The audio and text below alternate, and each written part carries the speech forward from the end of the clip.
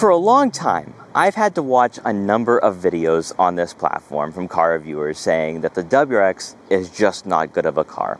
They complain about its performance, they complain about its transmission, they complain about the technology, and they complain about the looks. This has been going on for a very long time.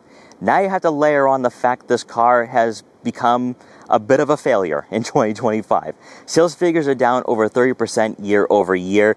And in fact, Subaru right now in the summertime, this is the prime time to buy performance cars. They're not even selling 500 of these in the United States. That's how bad it is. Now, there are a few reasons as to why this is happening.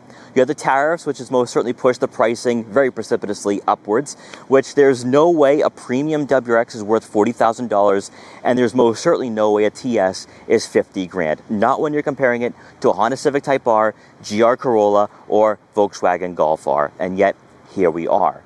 But also, Subaru is focusing primarily on the Forester and Forester Hybrid, which is selling like hotcakes right now. So Subaru is putting all their eggs in one basket, and really, I think Subaru at this point is a crossover lineup. Everyone buys these for their year-on capability, not for their performance. And sadly, the WRX is starting to get neglected. And in today's video, we're going to go over the possible reasons as to why this generation might be coming to a close, why there really is no future for this car, but also why it is still a hidden gem in the automotive industry, and it should still be worth considering if you are looking at buying a four-door sports sedan in 2025. Addressing the first point of criticism before we get into the juicy stuff for the interior is going to be the exterior design of this car. Yes, there's a lot of plastic cladding, and most Subaru loyalists, most Subaru buyers for the WRX would prefer a full paint finish. I don't know if we're ever going to get that again out of this car, since Subaru really seems to be a crossover dominant brand. But you can do some things to the exterior to make it look a bit more sleeker and performance oriented.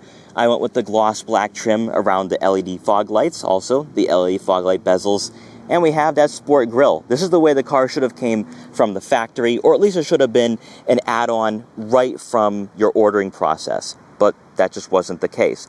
I personally think this car looks good. I really do. From certain angles, especially from high above, the body lines, the way it looks, I think it totally works. But for most buyers, for most car enthusiasts, they want a full paint finish, and that's fully understood. When it comes to the cladding for the fender flares, also the side skirts, you have aftermarket companies hopping in and taking advantage of this to give buyers exactly what they're looking for. But if you live in colder regions of the US and you take on some snow-covered roadways, or maybe you're someone who likes having some adventures going off-road, this cladding is actually rather useful.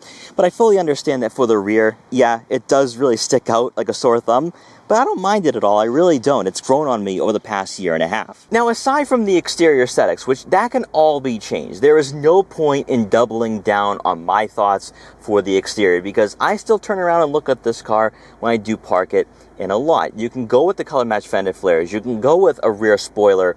You can make it look STI-like. You can make it look like the VA WRX. But the interior can't be changed as much, and this is where I would agree with a lot of the critics out there, that yes, this car is not going to be the best in its segment, technologically speaking. I can live without the full digital gauge cluster, even though it is offered for 2025.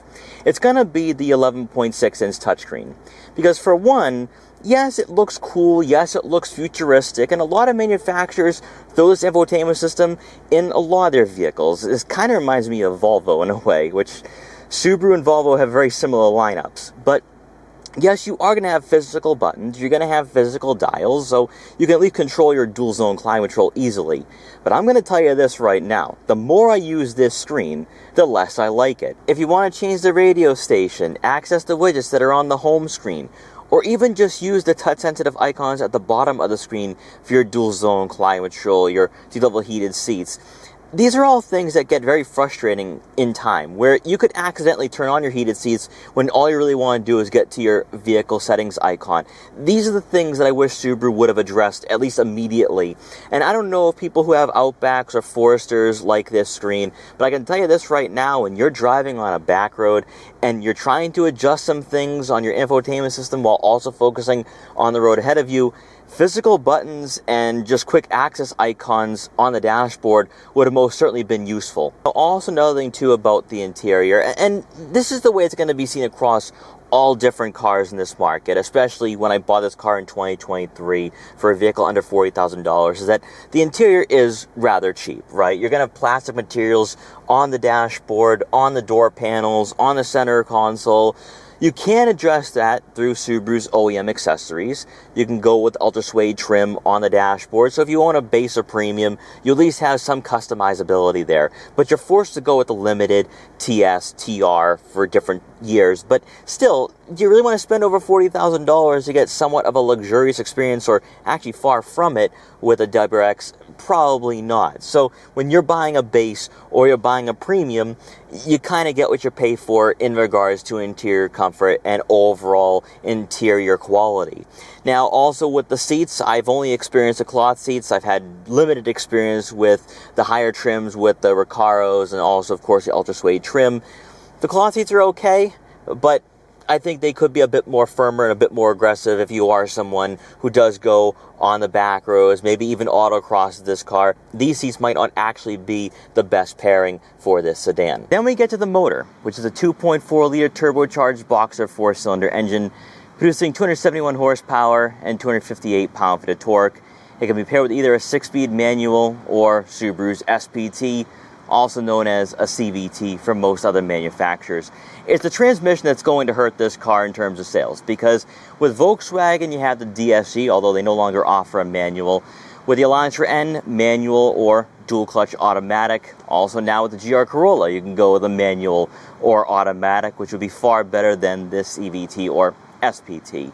That right there is going to be one of the weak spots. But a lot of people say that for a car priced at around $40,000 to $50,000, to not even get 300 horsepower is unacceptable. Now, if you really think about that for a minute, though, the WRX was never going to be a direct competitor with a Civic Type R or maybe even a Volkswagen Golf R. The pricing just made it look like a straight line competitor. But in reality, we need an STI. The STI would be the direct competitor to that Type R badge, to that Golf R badge. Now, yes, this can go head-to-head with a GR Corolla. This can go head-to-head with an Elantra N, maybe even a Civic Si. And then when you start looking at those numbers, this car is rather competitive and actually quite compelling, because it's the only car in its class with all-wheel drive, aside from that GR Corolla, which at the time, when I bought this car in 2023, was priced over $40,000. This was $35,500, and you could go with a base trim at $30,000. So performance for the price was honestly a great deal. Now in 2025, not so much. And this all leads me to what it's like living with the Subaru WRX on a daily basis. And as a performance car or as an enthusiast tuned car, is this a great choice, or does it have a lot of weak spots? Well, I think most journalists do get their criticisms right, that it is not the quickest car out there. It is somewhat slow, considering its horsepower and torque figures. This is not going to be a barnstormer, but neither is a Mazda Miata, GR Corolla, Honda Civic Si, or Volkswagen GTI, and yet you don't hear anyone complain about those four cars. But for me, though, it's going to be this transmission, not because of the lack of engagement with the transmission, but more so the short gear ratios. That's where driving this car to work every day becomes very unenjoyable. Sure, you get to experience all 6 gears. I mean, you can't deny that. You're rolling through 1st through 6th every single day. But there's times where it's like, I want to enjoy 2nd gear. I want to enjoy 3rd gear. I have friends that own much better performance cars that they get to enjoy 2nd gear, where it can go up to 60, 70, 80 miles an hour without having to shift to 3rd. Whereas for me, this car doesn't even get to 55 in 2nd gear. It's one of those things where you have these quirks to this car, and that's one of them. But I don't hate it as much when I'm on a winding back road, when I'm far away from the city, when I can really enjoy this car to its fullest. This car is set up and dialed in to be more for an autocross situation. For someone who's going to be pushing this car 8 to 9 tenths all the time. As a daily, it just doesn't fit. And even in a straight line, it just doesn't work. And I think there are better cars out there. But for the WRX, for what it's offering at the time when I bought it for 35 grand, I don't think there was anything better out there. The real gem and strong point for this particular generation is the suspension, because it is so dialed in, it is so rigid and smooth that you can really push this car in the corners, and that's where the WRX becomes very intoxicating to drive. Not so much in a straight line, not so much when you are in stop-and-go traffic, but on a winding back road where it's a bit more wide open, where you can really enjoy it, when you can really push it, I think this suspension is the best in its class. Now, unfortunately, it doesn't really have the best steering input. I've had people argue with me on this quite often during my 1.5 years of ownership, where they think the steering is tight.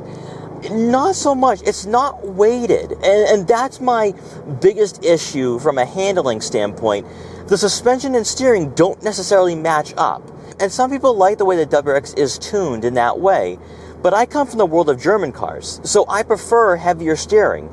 I prefer some weight and heft to it. But aside from that, though, I think it comes down to what you're looking for out of a car in this segment, where I think if you are buying a WRX, it's for a specific reason. It's probably to have a fun car you can drive year-round with the all-wheel drive system. It's not going to be for its straight line speed and performance. I think where this car is at its best, though, is in the corners. Most certainly in the corners. When you're getting on the highway on those on-ramps, it's just fantastic. You can do things that a lot of vehicles can't do. And even my GTI, which I still own, it can't corner like the WRX. That's where the WRX has a very strong suit there. That's its strongest attribute. Outside of that, though, I think there's far better in this class. So where do we go from here with the Subaru WRX? And does this car suck like every car reviewer claims it does? Well, let's first start off with that one. No, it does not, and I'm not being biased on that. I've owned this car for 1.5 years, and I personally think that at the time when I bought this car under $40,000, it was the best choice. Today in 2025, I don't stand by that statement anymore. I think there are better out there, especially when you take a look at what the tariffs have done to this car. When you're looking at spending around $40,000 to $50,000 for one of these, I think there are better choices out there. If you can find a Civic Type R with no markup at 47 grand, I would say go for it if you don't need all-wheel drive. The GR Corolla might still be a better choice. But I don't care about the performance numbers. I don't really care what other people think about the looks either. This car has a special place in the automotive industry. It has a special place in my garage where I can have some fun without getting into too much trouble, but also I can fully experience it. How much horsepower do you really need in the 2020s? Let's be honest here. You don't need a lot of horsepower to have a good amount of fun.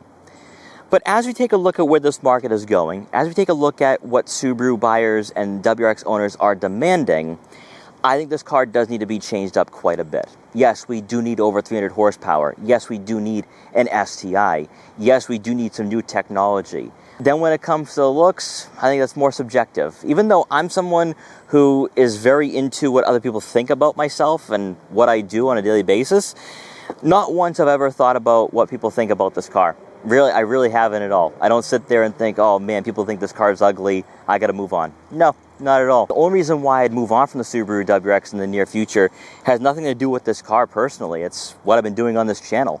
I've learned how to drive stick on this car. I know how to drive manual proficiently. And for my next adventure and for my next challenge, I think the WRX will not be joining me on that trip. But I'm in no rush to sell. What this car is going to give you is a lot of fun. Now, I don't think you should buy one of these new now in 2025. You can find a lightly used one for a 22 or 23 model. Go for it. Make sure it is a manual. You're going to have a lot of fun. It's going to be a great car for its price. But on the new side, I think Subaru needs to make some major changes here. And also now, since we have less emissions regulations with the new administration, Subaru could at least give us an STI, whether it is made in Japan or here in the United States. And I think a lot of people would buy it up immediately. But we'll have to wait and see on that one. But the final verdict here, having owned this car for over 1.5 years, put on close to 17,000 miles, this car does not suck. In fact, if you still like a WRX, you still want to buy one, I say go for it. I'm going to be the one person that will tell you to do it. Just don't spend over $40,000 to $50,000 for a TS or TR, because I don't think those trims offer anything different here than what we have here with a regular WRX, whether it's a base, premium, or limited. So guys, I hope you enjoyed this video. If you did, please like, comment, share, and subscribe for more. Also, let me know in the comment section below what you think about the Subaru WRX for the VB generation. Are we nearing the end here in the 2020s? Because right now the sales figures are absolute trash, and every time we get to this point for a specific model, it's the end of a generation, it's the end of an era, and it's looking that way right now heading into the second half of this year. But guys, once again, thanks so much for watching, take care, and I'll see you guys next time.